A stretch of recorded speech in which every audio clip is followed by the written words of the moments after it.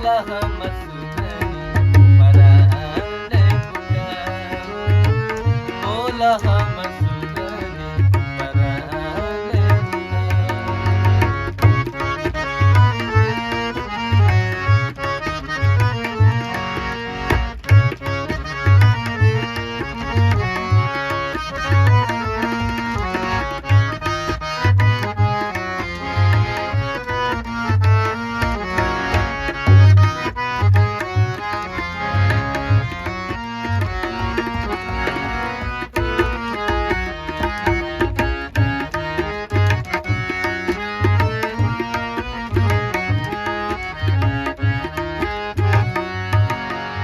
आगे में काउंटर से कहता रन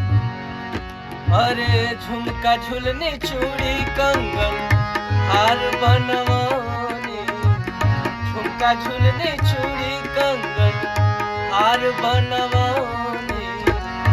ऊपरा से नीचा वाले तो के सजोनी